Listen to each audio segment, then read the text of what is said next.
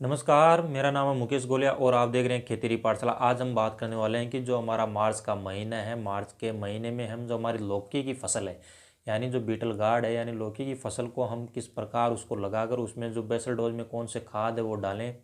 और अगर बात करें कि उसको किस प्रकार से या कौन सी वेराइटी का चयन करें उसको लगाकर, जो मार्च का महीना है उसमें जो हमारे जो लौकी है, लौकी की फसल है, वो हम किस प्रकार से ग्रो कर कर उनसे जो हमारा उत्पादन है वो ले सकते हैं। तो इन सभी विषयों के बारे में हम आज बात करने वाले हैं। तो अभी तक आपने हमारे यूट्यूब चैनल खेती पाठशाला को अगर सब्सक्राइब नहीं किया तो सब्सक्राइब करें, ताकि खेती से जुड़ी नई नई जानकारी आपको इसी प्रकार मिलती रहे। तो देखिए,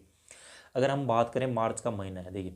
मार्च का महीना या फिर बात करें जो आपका अप्रैल का महीना है, इन 2 महीनों में आप अपने जो गोभी जो लौकी की फसल है,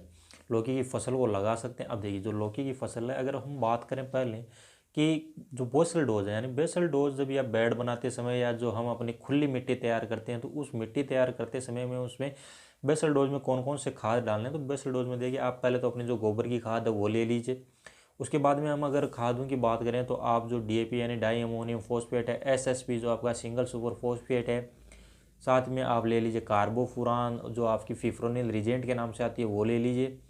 और फिर अगली हम बात करें तो आप उसकी जगह पर एक जो कोई भी अच्छा जो माइकोराजा है वो ले लीजिए। और जो आपकी 80% जो फंजीसाइड चल पर आती है, इन सभी खादों को मिलाकर आप अगर बेड बना कर लगा रहे हैं तो बेड बनाते समय उसमें डाल दीजिए, या फिर जो अपनी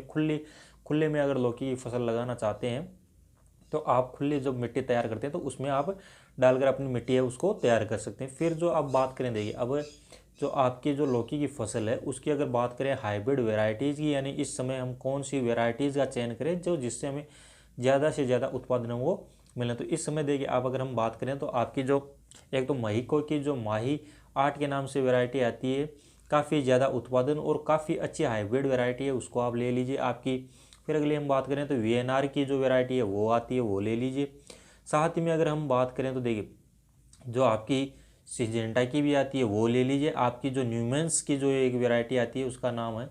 वो आप ले लीजिए। तो इस प्रकार जो अच्छी क्वालिटी की हाइब्रिड जो वैरायटीज़ आती है उसका आप चयन कर कर उसको लगा लीजिए। और बात करें कि देखिए पर एकड़ में अगर या पर बीघा के हिसाब से बीज की बात करें कि बीज दर आपका कितना लौकी का है वो लगने वाला है। अब देखिए, बीज दर की हम बात करें तो लगभग 400 से लेकर 700 ग्राम पर एकड़ के हिसाब से आपका बीज लगने वाला है। और इसकी अगर बात करें, इसको आप खुले में लगा दीजिए या फिर नीचे मिट्टी में उसके कहीं पर ऊपर आपको जाल बांस पर लगाने की ज़रूरत नहीं है। जो आपका खर्च है उसको आप कम रखिए, या फिर बेड बनाकर आप पानी की अगर सिंचित व्यवस्था कम है या ड्रिप इरीगेशन से आप लगाते हैं तो आप बेड बनाकर उस पर लगा दीजिए। अब जो बीज को सीड ट्रीटमेंट है वो आप कोई भी अच्छा सा जो फंजीसाइड है उससे सीड ट्रीटमेंट कर कर उसको लगा दीजिए। अगर अब हम बात करें, देखिए जब हमारी लौकी की फसल है वो निकलना स्टार्ट हो जाती है, निकल कर आपकी जो 15 से 20 दिन की जो लौकी की फसल है वो हो जाती है, तो उस समय आप पहला जो बेसल डोज है, बेसल डोज में आपको क्या लेना है, बेसल डोज में आपको एक तो लेना है हुमिक एसिड, हुमिक एसिड, साथ ही में लेना है एनपीके 19-19-19। इन दोनों को आपको एक साथ है वो आपको जो लौकी की फसल है उसको आपको देना है। फिर देखिए, अगर हम बात करें कि लौकी की फसल है जो आपकी क्या होगी, ग्रो होने लगेगी, उसका जो वेजिटेटिव जो लौकी की फसल की ग्रोथ है वो आपको देखने को मिलेगी। उसके बाद में अगर हम बात करें स्प्रे में, देखिए अगर कुछ जो लौकी की फसल है उसमें आपको कॉमन बीमारियां देखने को मिलेगी, जैसे मकड़ी है, फिर या अगर हम बात करते हैं कि जो आपका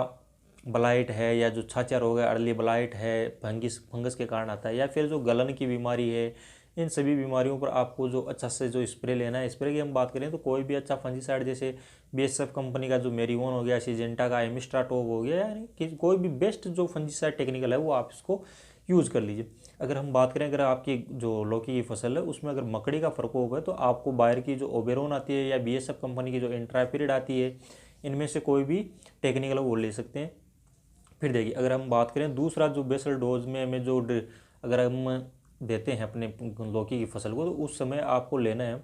आपका कोई भी पीजीआर हो, साथ ही में आपको जो माइक्रो न्यूट्रेंट लेना है, और एक अच्छा सा कोई भी आप बढ़िया है वो फंजीसाइड है पर एकड़ के हिसाब से 1 kg है वो ले लीजिए। और इन तीनों की आप क्या कर दीजिए, ड्रिंचिंग कर दीजिए, मतलब अपने जो लौकी की फसल है या घिया की फसल है उसमें चला दीजिए, जिससे आपको जो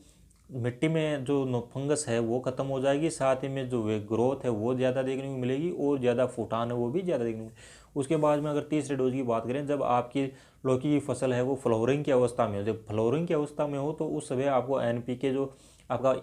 1261 आता है वो ले लीजिए, साथ ही में कैल्शियम ले लीजिए। इन दोनों को आप अपनी लौकी की फसल या घिया की फसल है उसमें चला दीजिए। और स्प्रे की अगर हम बात करें, इस अवस्था में आप अगर NPK 1261 है वो स्प्रे में लेना चाहे तो स्प्रे भी कर सकते हैं। साथ ही में कोई भी अच्छा सा PGR और